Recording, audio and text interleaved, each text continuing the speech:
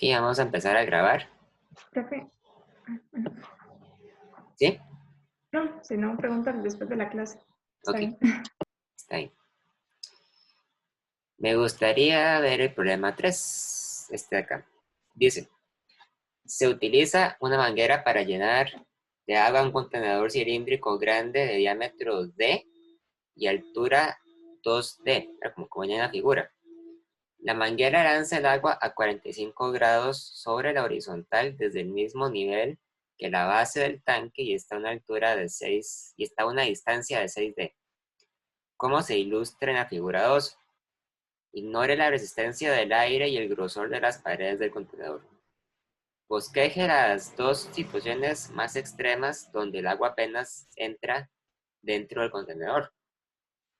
Cuando dice situaciones más extremas, a lo que se refiere es al caso en el que el agua apenas logra entrar por el lado izquierdo del contenedor, ¿verdad? Por la pared izquierda. Y el otro caso es cuando apenas logra entrar, cuando el agua golpea la pared derecha del contenedor. Ahora, este dibujo tiene tiene un error bastante grave, diría yo, porque el problema dice que el tanque está lleno de agua, ¿verdad? Y aquí el tanque evidentemente no se ve lleno, está medio vacío, ¿verdad? Entonces hay que suponer que está completamente lleno de agua.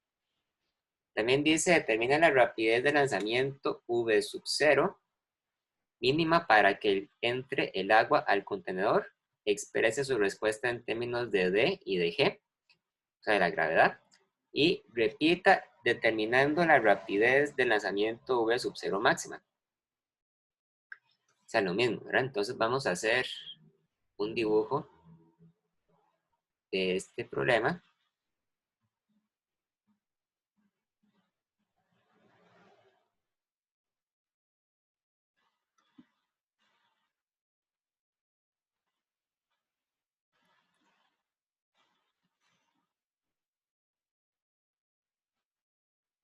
Pues aquí está el contenedor. Hay que suponer que el contenedor está lleno de agua, entonces está completamente lleno hasta el borde de agua. Esta distancia mide D, la altura del tanque mide 2D. Eso es importante, es un problema algebraico, ¿verdad? No es de calcular ninguna distancia. Y bueno, hay una manguera que se encuentra a cierta distancia del tanque. Se encuentra a una distancia 6D. La manguera dispara agua, ¿verdad? Podríamos imaginarnos a un ángulo de 45 grados. Ángulo de 45 grados. Y se ubica a una distancia de 6D con respecto al tanque, ¿verdad? 6D.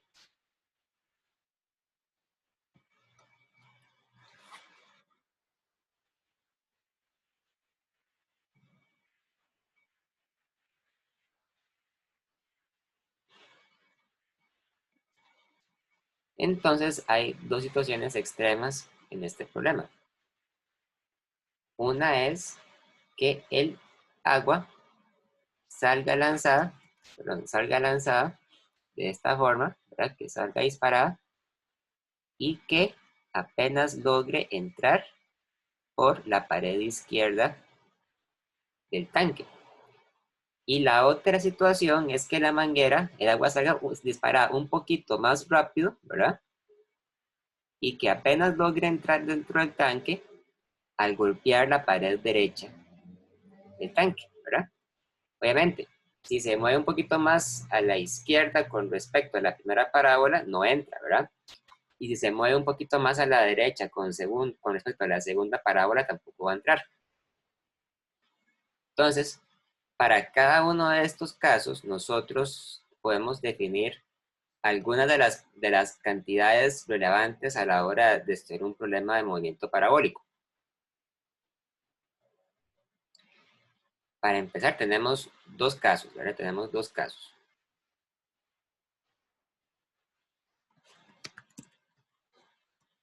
Vamos a hacer primero la primera parábola.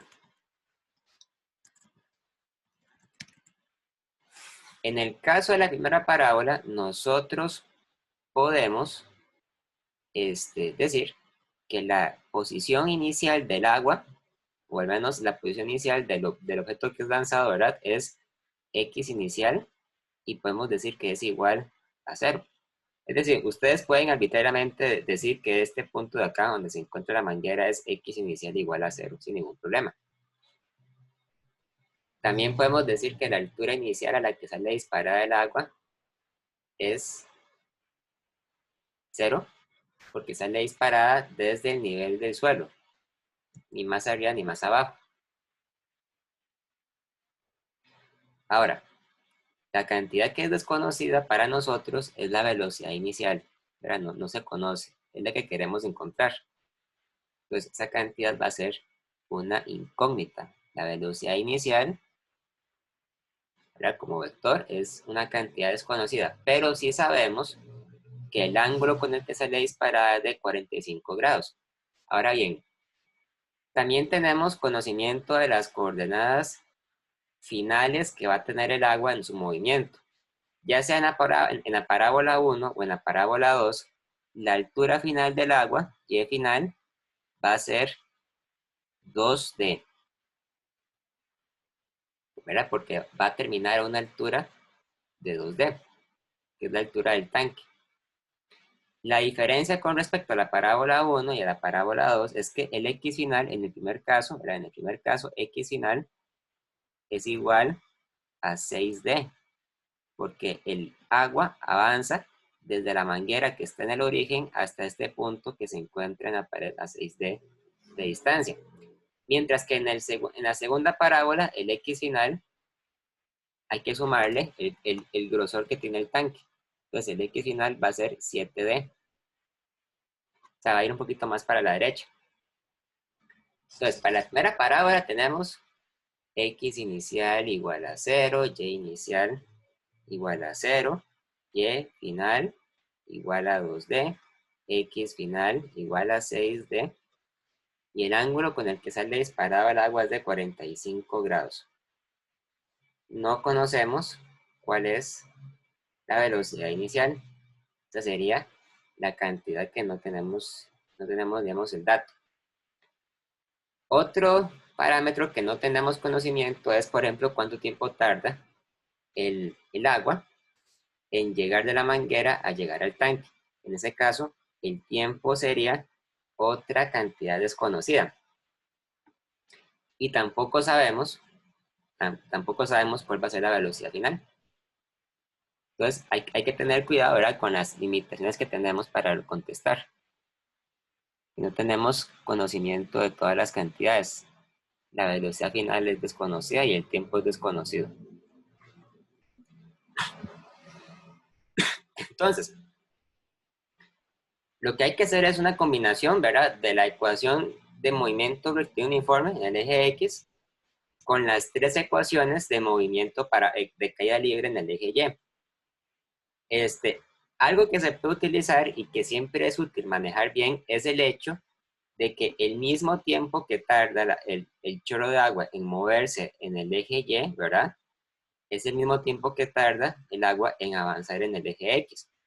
De esa forma, nosotros sabemos que la velocidad en el eje X, la componente de la velocidad en el eje X, ¿verdad?, es una constante y es igual a X final menos X inicial entre tiempo, ¿verdad? Donde la velocidad inicial es de hecho, donde la velocidad en X, perdón, es de hecho igual a la velocidad inicial por el coseno de 45. Entonces, la velocidad inicial por el coseno de 45 es igual a X final menos X inicial. X final es igual a 6D. Y X inicial es 0. Dividido entre el tiempo que tarda el agua en recorrer esta distancia. Por lo tanto, el tiempo es igual a 6D dividido entre la velocidad inicial por el coseno de 45. Profe, me perdí. ¿Perdón? Que me perdí cuando hizo lo de velocidad en X y luego lo pasó con lo del coseno. Lo que saqué ahí fue la componente en el eje X de la velocidad inicial. Ustedes saben que la velocidad inicial es un vector, ¿verdad? Entonces tiene una componente en el eje X, que de hecho es constante, ¿verdad? ¿Se acuerdan? Y una componente en el eje Y. La componente en el eje X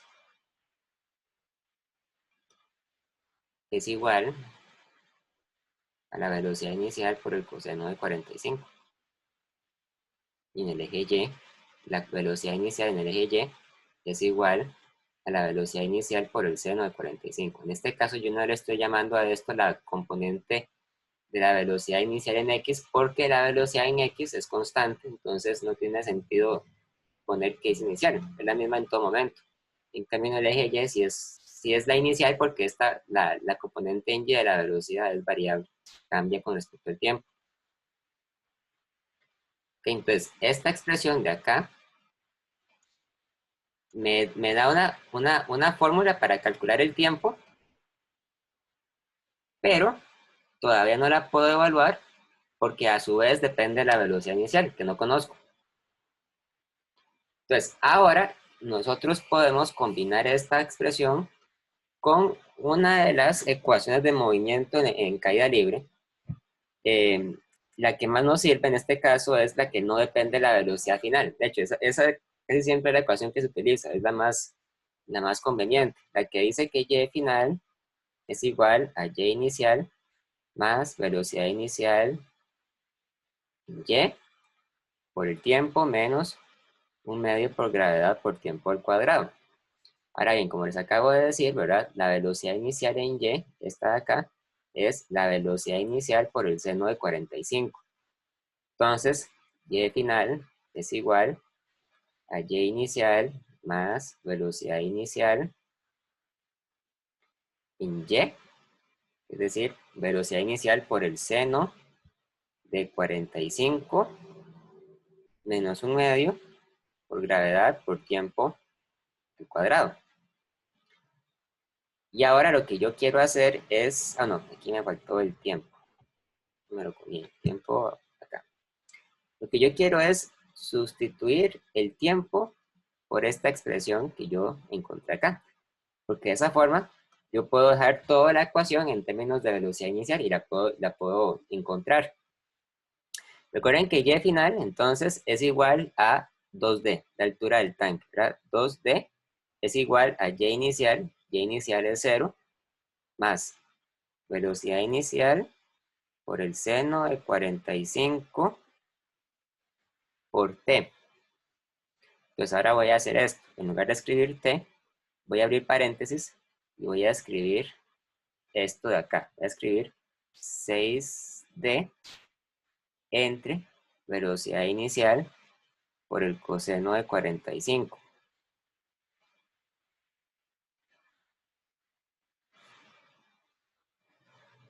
Cierro paréntesis y escribo menos 1/2 de g por t al cuadrado. Entonces, nuevamente, sustituyo t por 6d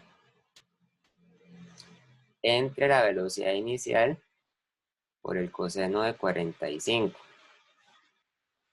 Cierro paréntesis y me aseguro de elevar al cuadrado.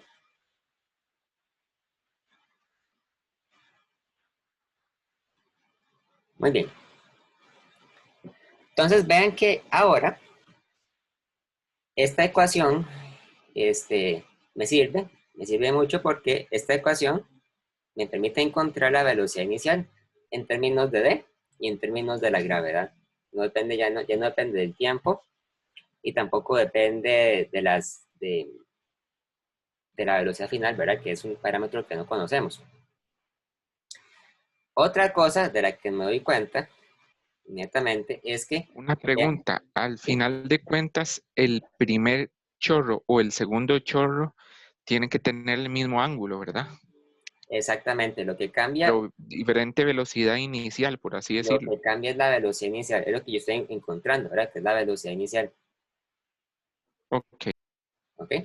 Ahora, vean que yo puedo cancelar esta velocidad inicial con esta de acá, pero no cancelo esta, ¿verdad?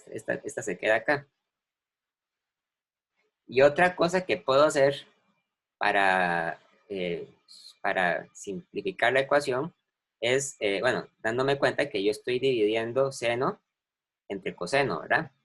Seno entre coseno es igual a tangente. Seno de 45 entre coseno de 45, voy a hacerlo aquí, paréntesis, ¿verdad? Es igual al tangente de 45. Y de hecho, el tangente de 45 es igual a 1, ¿verdad? Entonces, eso simplifica mucho la expresión. Ahora, todavía no lo voy a dejar así para que ustedes vean cómo queda la fórmula.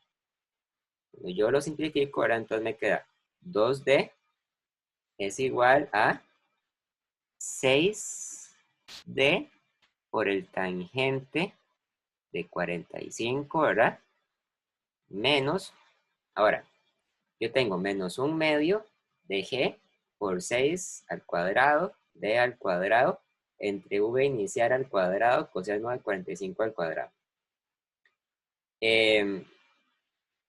Yo puedo poner 1/2 de G, entonces voy a poner aquí 6 al cuadrado, D al cuadrado, entre velocidad inicial al cuadrado, coseno de 45 grados al cuadrado.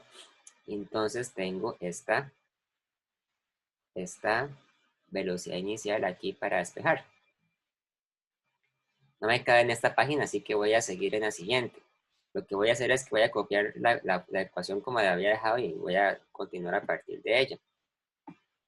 Entonces, voy a continuar. Vamos a ver. Acá.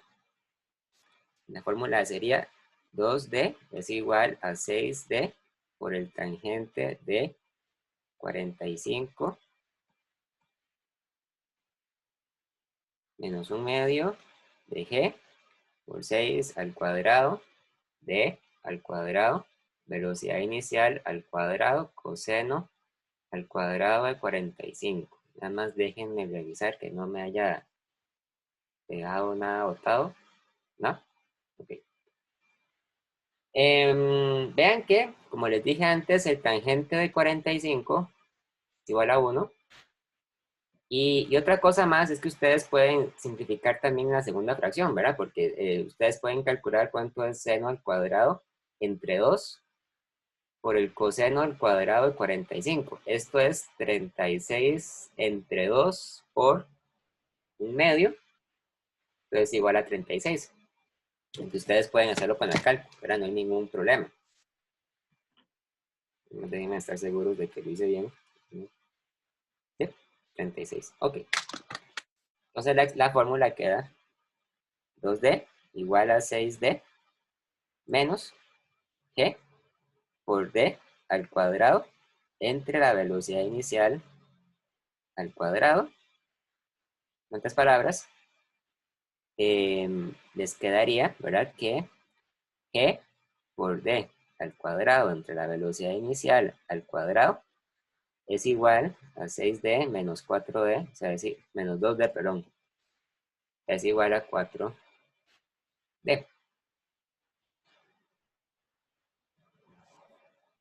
Profe, ¿y el 36? Y el 36 tiene toda la razón. 36, 36, 36. Aquí está.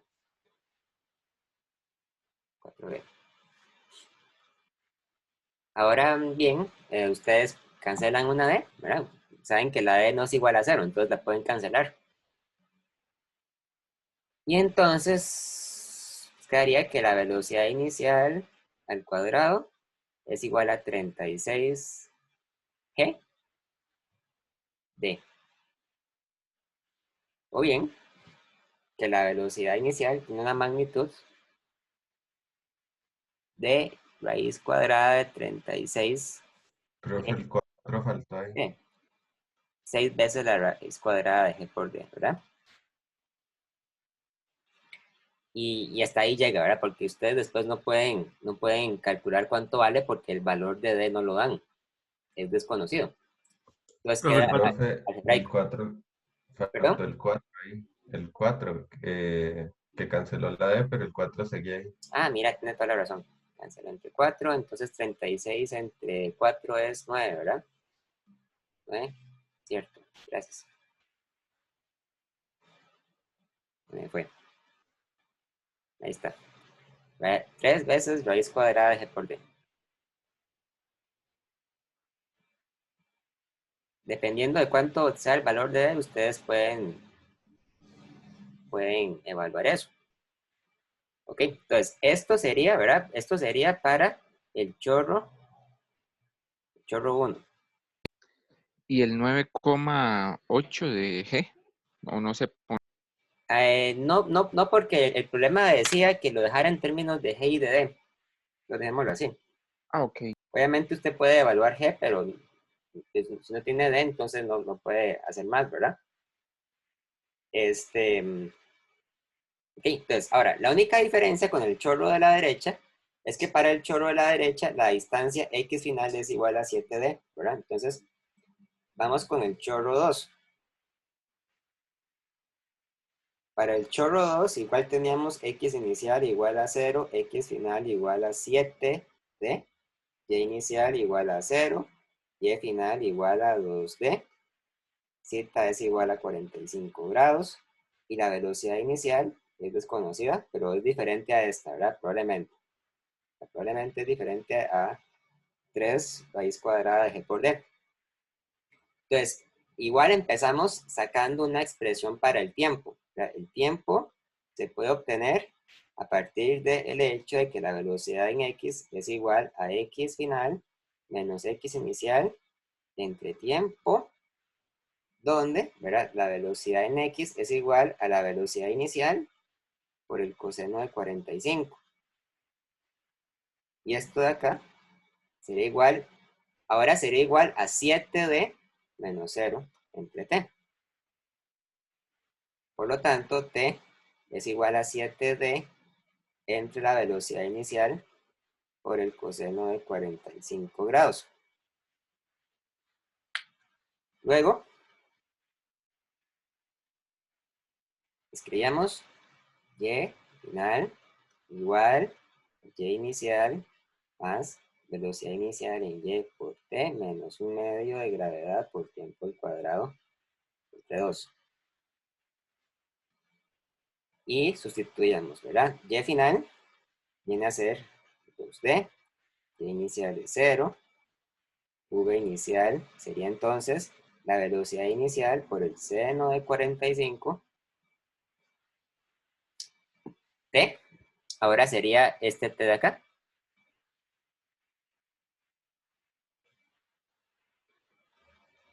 Entonces escribimos 7d entre velocidad inicial coseno de 45.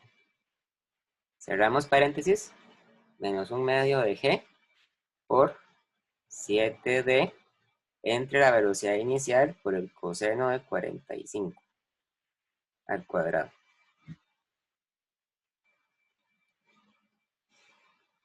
Y, ¿verdad? Hacemos la misma simplificación, nada más que para este caso. Entonces, vean que la velocidad inicial del término del medio se cancela con esta otra velocidad inicial. El seno de 45 se divide entre el coseno de 45 y es igual al tangente de 45. Y bueno, también hay que elevar al cuadrado el 7d y este v inicial por coseno de 45. Aquí no me cabe porque está quedaría muy largo y se vería feo. Entonces voy a continuar en la página siguiente.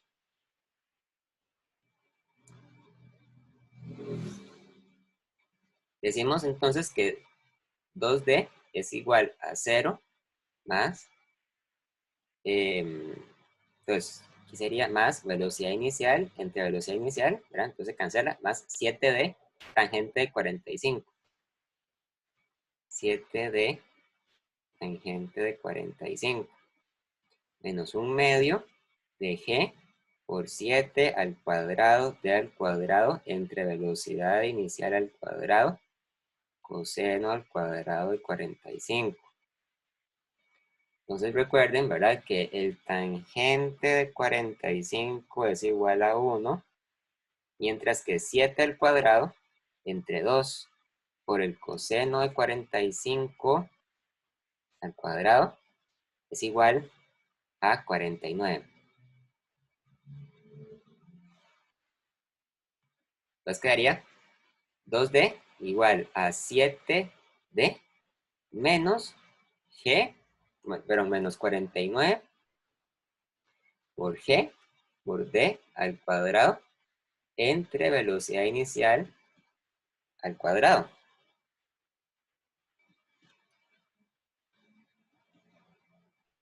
G por D al cuadrado entre velocidad inicial al cuadrado quedaría igual a 7D menos 2D que igual a 5D. Y entonces la velocidad inicial al cuadrado sería igual a 49 quintos de G por D, ¿verdad? Porque ustedes cancelan esta D con una D al cuadrado acá. Entonces ahora el problema es que no queda tan bonito como antes, porque entonces quedaría la raíz cuadrada de 49 quintos G por D, ¿verdad? Esto no es un número al que se le pueda sacar una raíz cuadrada entera. Pero aún así, la respuesta sería aproximadamente igual a 3.13 raíz cuadrada de G por D.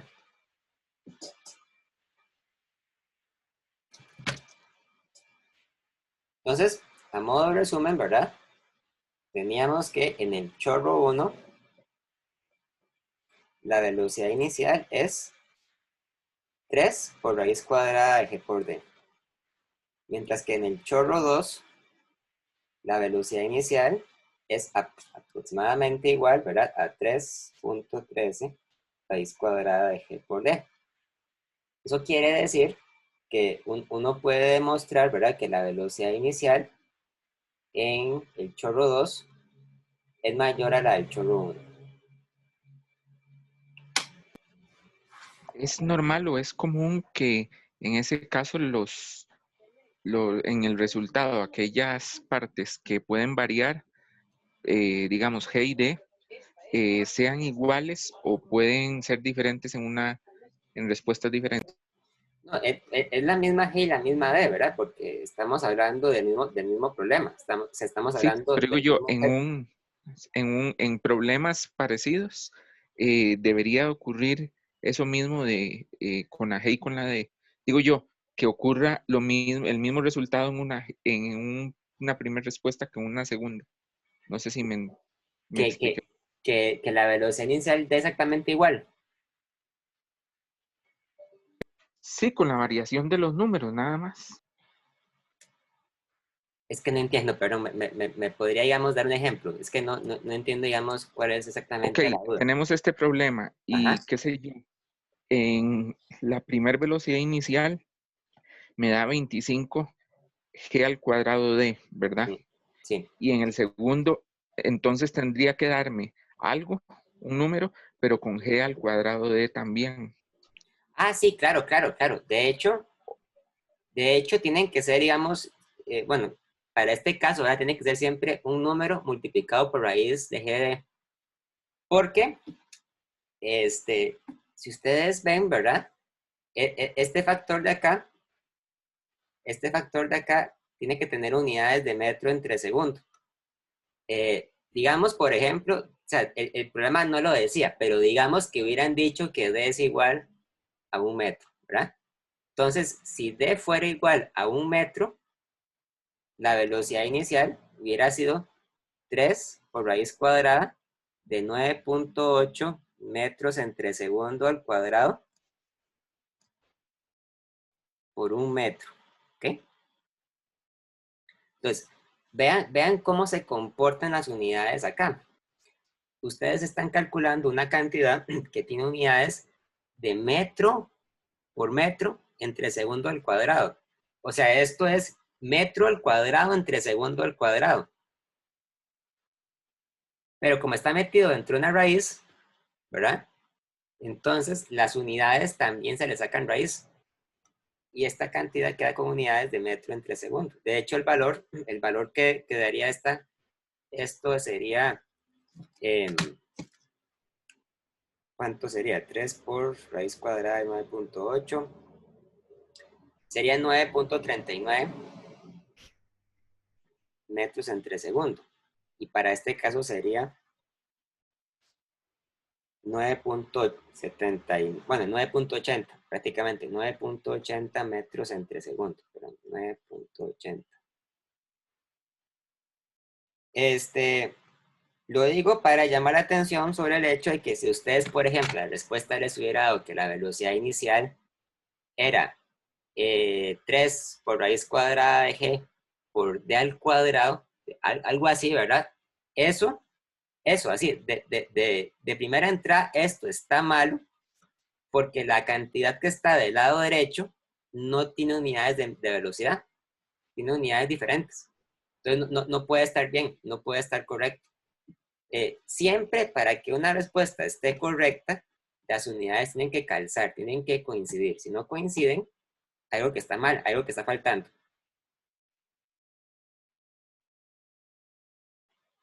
No sé si explico. Sí, gracias. Bien. ¿Ok? Muy bien. ¿Hay alguien más que tenga alguna pregunta?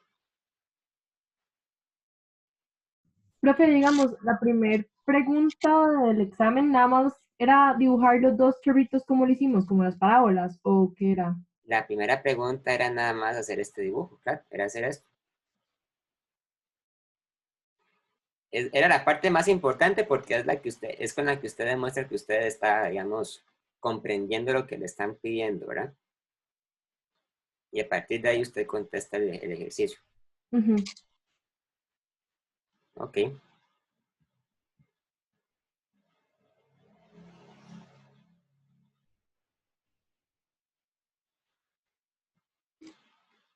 Hagamos el problema 4 del mismo examen. Dice, una partícula se mueve por una circunferencia de radio r igual a 50 centímetros y su rapidez viene dada por la ecuación v igual a 0.00300 t al cuadrado, donde v se expresa en metros entre segundo y el tiempo t en segundos.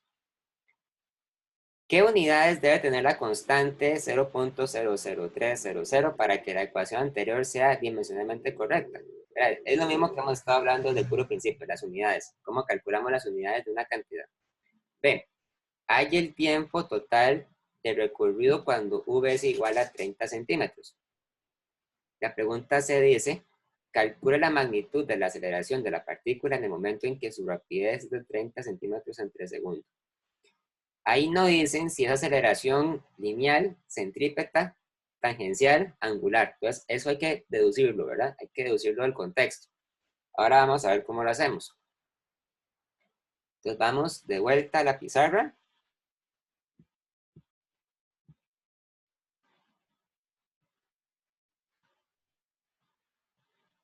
Acá. Entonces, en la primera pregunta, nos dicen que hay una partícula que está sujeta a un círculo. Eso es muy importante. Se mueven círculos, ¿verdad? Y entonces, este círculo tiene un radio R.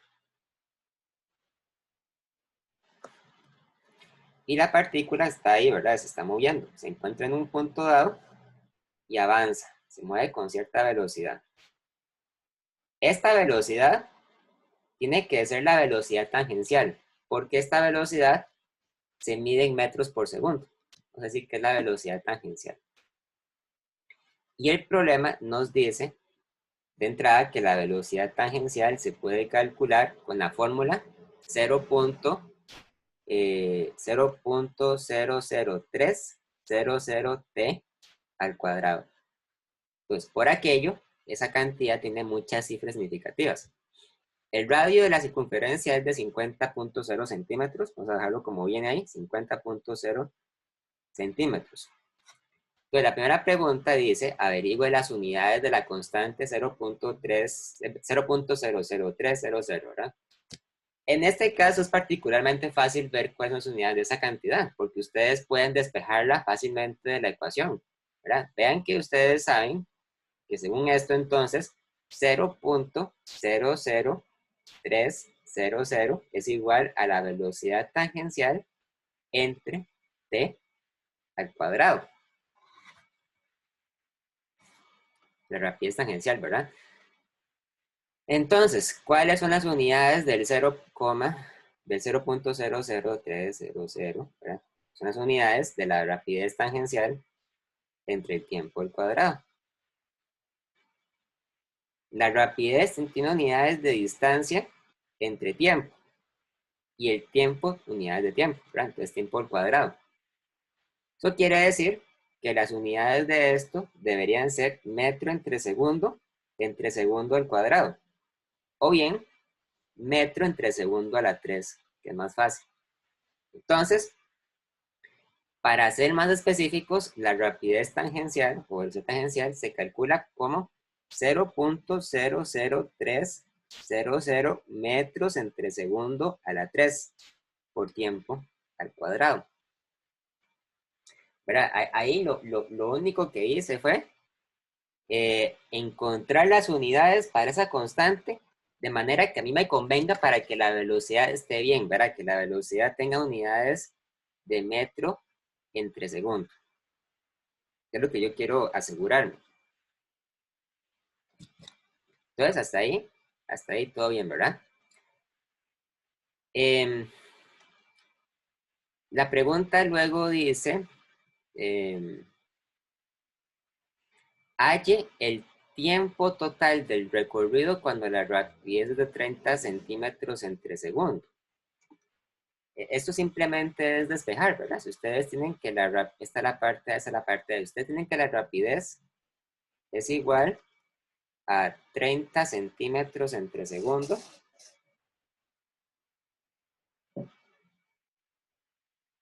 Entonces, lo primero, lo correcto siempre es asegurarnos de que la rapidez tangencial esté en unidades de metro entre segundo. Entonces, voy a convertir esto a metro entre segundo. Pues, por 1 metro entre 100 centímetros. Entonces, me aseguro de que las unidades de esto, las que queden sean de metro entre segundo. Ahora cancelo centímetros y me queda metro entre segundo. Entonces, esto da 0.300 metros entre segundo. Ahora, ustedes saben que la rapidez tangencial es igual a 0.00300 t al cuadrado. Por lo tanto, el tiempo es igual a la rapidez tangencial dividido entre 0.00300. Debería poner también una raíz cuadrada. Y me queda, ¿verdad? Me queda siempre la duda de que si la raíz tengo que tomarla positiva o negativa. Como es un tiempo, ¿verdad? Entonces, simplemente voy a decir que la respuesta que yo busco es positiva, entonces voy a sacar la raíz positiva porque es la que me sirve, la que conviene. Esto sería igual a la raíz cuadrada de 0.30 metros entre segundo entre 0.00300. Voy a poner las unidades de la constante para convencerme a mí de que la cantidad que estoy calculando tiene las unidades correctas. Estos eran metros entre segundo a la 3, ¿verdad? Entonces, ¿qué ocurre aquí internamente? Bueno, internamente, vean que este metro se cancela con este metro de acá. Un segundo de arriba se cancela con 1 de los segundos elevados al cubo que caen acá, ¿verdad? Entonces, yo cancelo este con este de acá y me queda segundo al cuadrado, ¿verdad? Técnicamente me queda segundo al cuadrado. Pero como está metido dentro de una raíz, entonces, al sacarlo a la raíz, se convierte en segundos. Entonces, eso quiere decir que el tiempo que estoy calculando tiene que estar en segundos. Sea como sea, entonces, ustedes calculan cuánto es la raíz cuadrada de 0.3 entre 0.00300. Y me da que es igual a 10, ¿verdad? 10 segundos. Entonces, se tardan 10 segundos en alcanzar esa rapidez. 10 segundos. Profe, ahí con la rapidez siempre hay que trabajarla con metros entre segundo, digamos, no se puede trabajar con las unidades que se nos dan. Si yo no hubiera cambiado las unidades, hubiera tenido un problema porque la velocidad me hubiera quedado en centímetros entre segundo, pero la constante de abajo me hubiera quedado en metros entre segundo a la 3. Entonces yo no hubiera podido cancelar los centímetros con los metros, ¿verdad? No lo hubiera podido hacer, entonces hubiera estado incorrecto. Siempre, para estar seguros, para no cometer errores con las unidades, siempre es buena idea asegurarse de que todas las cantidades involucradas en el problema estén convertidas a unidades del sí. O sea, las distancias en metros, los tiempos en segundos, y más adelante, cuando tengamos problemas con masas, que las masas estén en kilogramos. Porque de esa forma nos aseguramos de que no hayan inconsistencias con las unidades, ¿verdad? Entonces sí, es buena idea asegurarse de que la velocidad esté en metros entre segundo.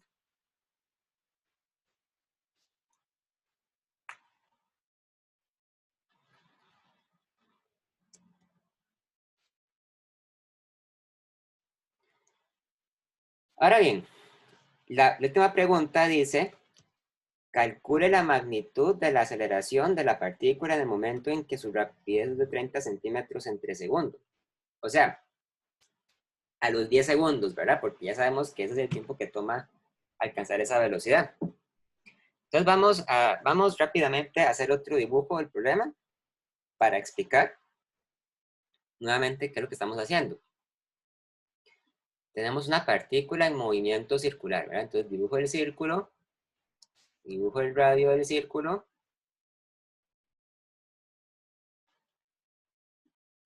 radio R, ¿verdad? Ahora, la partícula se encuentra acá. Entonces, cuando una partícula se mueve en movimiento circular, lo normal es que aparezcan dos aceleraciones a la vez. La primera de ellas es la aceleración que apunta hacia el centro, ¿verdad? Esta aceleración se le conoce también aceleración centrípeta o radial. Para cualquiera de las dos palabras funciona porque son sinónimos. La aceleración centrípeta o la aceleración radial. Y además existe otra aceleración que es la que apunta tangencial al movimiento del objeto, ¿verdad?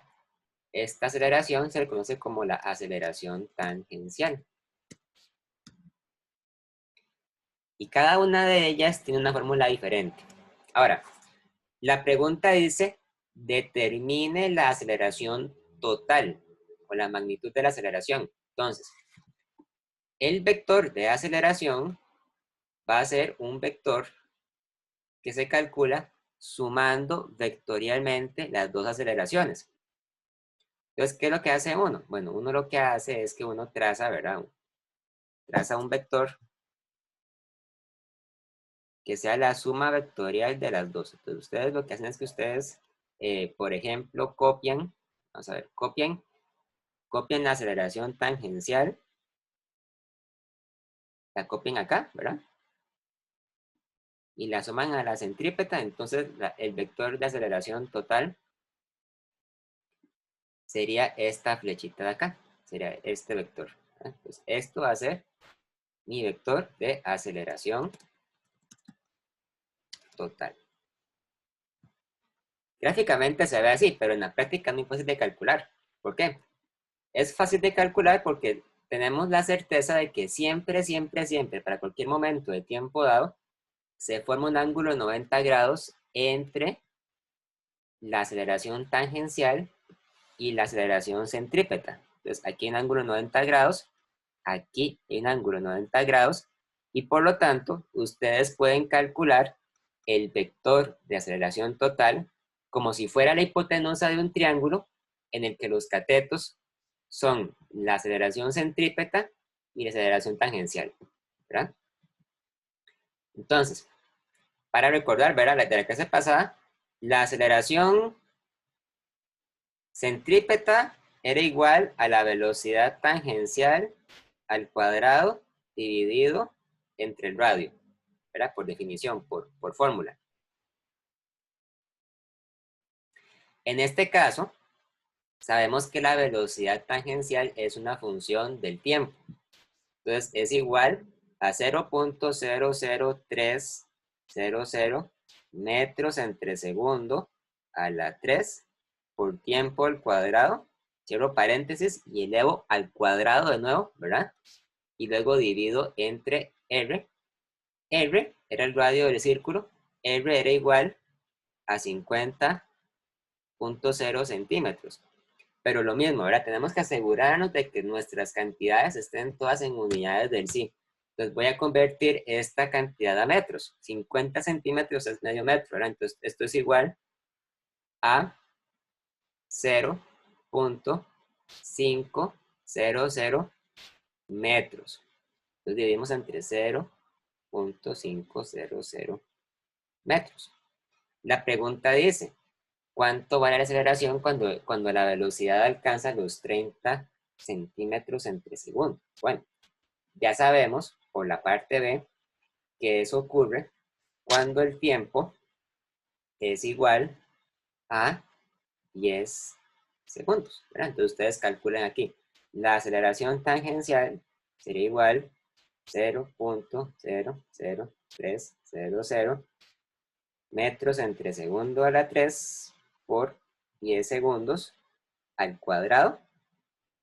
Y luego le damos otra vez al cuadrado, ¿verdad? Entre 0.500 metros.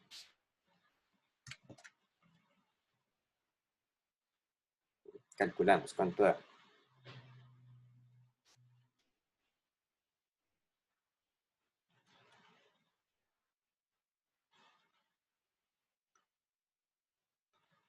.18 metros entre segundo al cuadrado. Yo sé rápidamente que esta cantidad tiene unidades de metro entre segundo al cuadrado porque se trata de una aceleración, ¿verdad? Y las aceleraciones siempre se miden en unidades de metro entre segundo al cuadrado. Luego, la otra aceleración era la tangencial. Pues, la aceleración tangencial era simplemente la derivada de la velocidad tangencial con respecto al tiempo. Se calcula más fácil, es simplemente derivar con respecto al tiempo esta función, 0.00300 metros entre segundo a la 3 por tiempo al cuadrado. Derivamos tiempo al cuadrado, entonces el 2 pasa a multiplicar. Esto sería entonces 0.00600 metros entre segundo a la 3 por tiempo, ¿verdad? Y estamos con tiempo igual a 10 segundos, entonces quiere decir que esto es igual a 0.00600 metros entre segundo a la 3 por 10 segundos es igual a 0. Profe, ¿no sería 2T?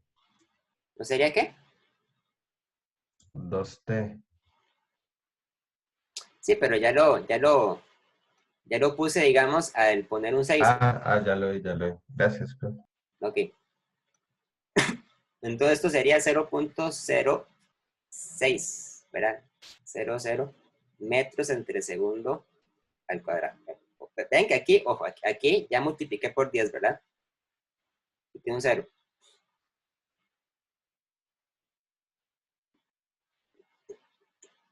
Pues ahora sí, la pregunta que nos hacemos es, ¿cuánto vale la aceleración total?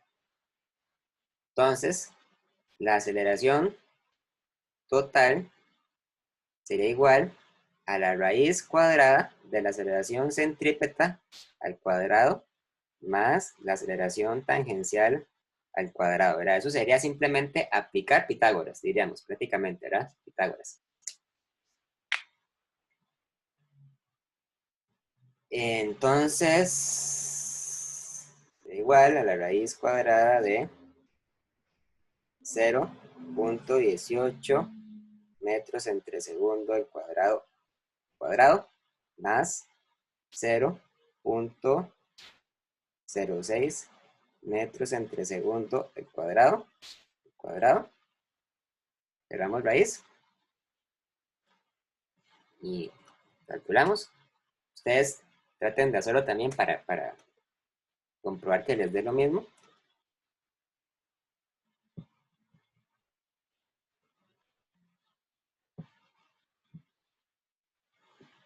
A mí me da que es 0,19 prácticamente, 0,19 metros entre segundo al cuadrado. Pues ese sería el valor de la aceleración.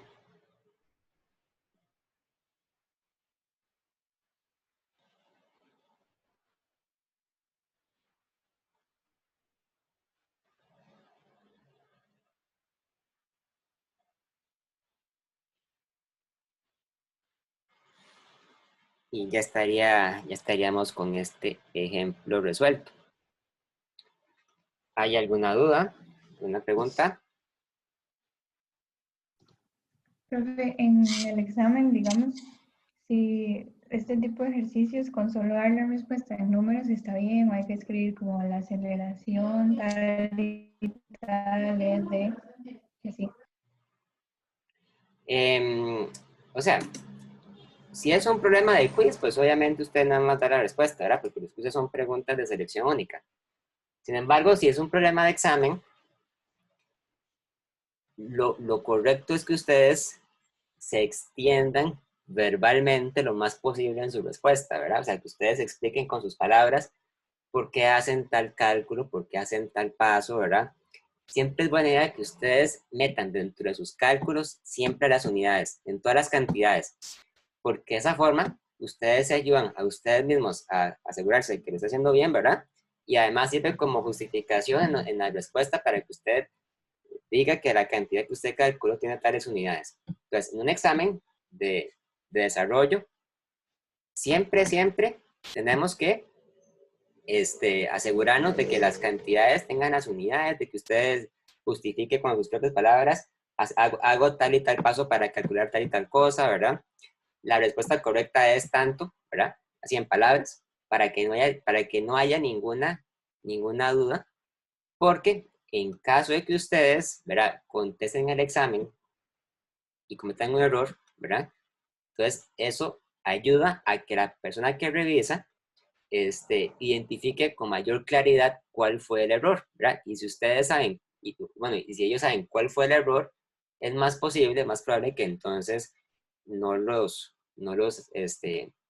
califiquen tan severamente como si ustedes simplemente hacen unos cálculos sin explicar, ¿verdad? Y les da mal, y entonces nadie sabe por qué fue que les dio mal, entonces pierden muchos puntos, ¿verdad? Por nada, tal vez pudieron haber ganado más puntos. Entonces siempre es buena idea que ustedes justifiquen bien, ¿verdad? Siempre, todos los pasos, en palabras. No escatimen en palabras. Profe, y por ejemplo, digamos, cuando yo estoy haciendo el examen, en el desarrollo, ¿verdad? Que como todos son de desarrollo, cada paso que yo hago, sea suma o una resta, siempre, o yo qué sé, algunas operaciones un poco más complejas, siempre tengo que agregar las unidades o puedo simplemente colocarlas al final. Siempre es buena idea ponerlo todas las unidades, todas, en todos los cálculos, ¿verdad? Así sea una simple resta, todo. Ok, está bien, gracias, profe. Ok. ¿Alguien más? Bueno, hagamos una cosa, dejemos la clase hasta acá, pero si alguno de ustedes tiene alguna duda, algún ejemplo que quieren que resuelva, podemos verlo ahora. Entonces, lo dejo a su decisión. Si quieren ver un ejemplo, atender una duda, ¿verdad? Podemos verlo en este momento y si no, dejamos la clase hasta acá. Profe, una pregunta. ¿Sí?